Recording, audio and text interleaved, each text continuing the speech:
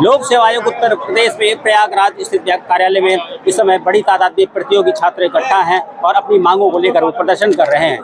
बात करते हैं इन्हीं प्रतियोगी छात्रों से, इनकी क्या मांगे हैं, क्या मांगे जिसको लेकर के आप सब यहाँ पर मौजूद। देखिए, पहली मांग तो यही हम लोग की एग्जाम जो है वो 1 डे 1 शिफ्ट में होना चाहिए और नॉर्मलाइजेशन हटाना चाहिए। नॉर्मलाइजेशन का विरोध छात्रों में इसलिए है क्योंकि नॉर्मलाइजेशन का जो इन्होंने अभी जजमेंट दिया है वो सारी परीक्षाएं एक दिवसीय हैं और उसमें प्रश्नों का किस सेक्शन से कितने प्रश्न आएंगे पहले से निर्धारित है। मैथ के 50 प्रश्न आएंगे ये निर्धारित है, रीजनिंग के 50 प्रश्न आएंगे निर्धारित है, लेकिन जो यूपीएससी का पैटर्न है, यूपीपीसीएस का पैटर्न है, उसमें से निर्धारित नहीं है प्रश्न कहाँ से आ जाएंगे। और इसलिए क्या होगा कि 2 शिफ्ट में परीक्षा होगी तो किन्हीं छात्रों के लिए परीक्षा टफ हो जाएगी, किन्हीं छात्रों के लिए आसान हो जाएगी, इसलिए छात्र इसका विरोध कर रहे हैं।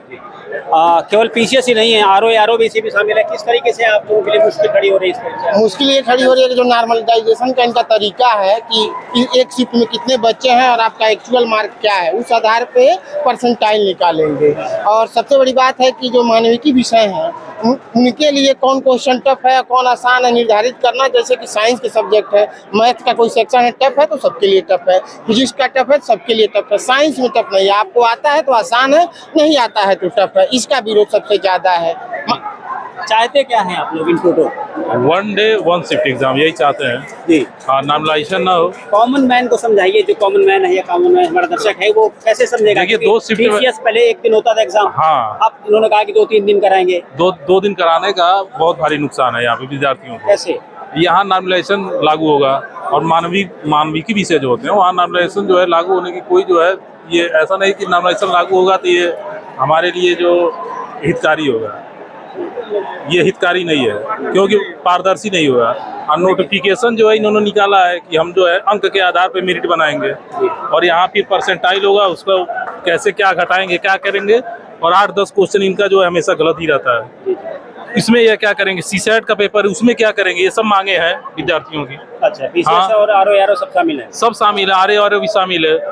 तो आप सीसेट में क्या करेंगे, कुछ नोटिफिकेशन में आप निकालें कुछ और फिर आप निकाल दिए जो है नॉर्मलाइजेशन हम करेंगे 2 शिफ्ट में करेंगे, तो ये पारदर्शी नहीं है, पारदर्शिता नहीं है। हाँ। ह्यूमैनिटी का जो आप कह रहे हैं सवाल, जैसे एक पेपर है उसमें कई सेक्शन होते हैं, ज्योग्राफी होता है, सोशल होता है, हिस्ट्री होता है, सारी चीजें होती हैं। तो आपका कहीं ना आप लोगों का जो ग्रीवांस है वो ये है कि कहीं प्रोपोर्शन किसी का ज्यादा हो जाएगा कम हो जाएगा, इसकी वजह से आप लोगों का रिजल्ट प्रभावित होगा नॉर्मलाइजेशन में। जी यही कहना चाह रहे हैं? जी, यही कहना है। देखिए, एक्चुअल होता क्या है कि जैसे आप एक आम आदमी को समझाने की ऐसे समझिए, कोई खेल है, उस खेल का नियम दोनों टीम के लिए समान होता है। जी जी। जैसे नॉर्मलाइजेशन वहाँ लागू होता है जहाँ पे विषयों की संख्या, विषयों में प्रश्नों की संख्या सारे अभ्यर्थी के लिए समान होते हैं। जैसे एग्जांपल मैं एक दे रहा हूँ, अभी इन्होंने जो वर्डिक्ट लगाया दिल्ली हाई कोर्ट का आईआईटी जेई के लिए, आईआईटी जेई में चाहे परीक्षा 1 शिफ्ट में हो, चाहे 10 शिफ्ट में हो, चाहे 50 शिफ्ट में हो, लेकिन अगर फिजिक्स के 100 क्वेश्चन आ रहे हैं तो पहले में भी फिजिक्स के 100 क्वेश्चन आएंगे, दूसरे शिफ्ट के लिए फिजिक्स के 100 क्वेश्चन आएंगे और 50वें शिफ्ट के लिए भी फिजिक्स के 100 क्वेश्चन आएंगे। वही बात मैं कह रहा हूं। ठीक है,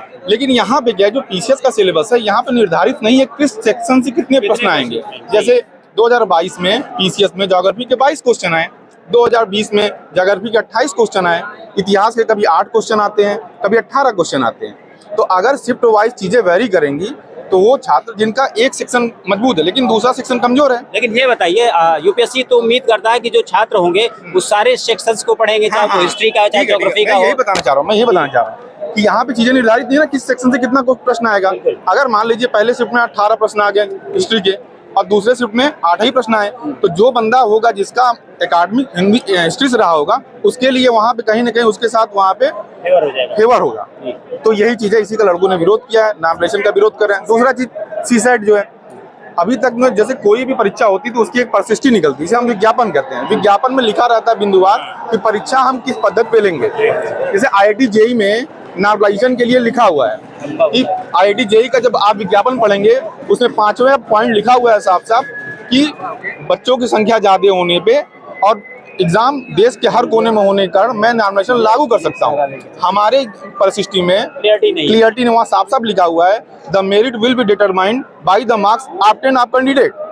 तो अब यहाँ पे इन्होंने विज्ञापन चेंज करके ला दिया परसेंटाइल, जब वहाँ पे खुद विज्ञापन में कर रहे हैं कि जो मेरिट बनेगा वो ऑब्टेन्ड मार्क बनेगा, तो फिर परसेंटाइल क्यों लागू कर रहे हैं?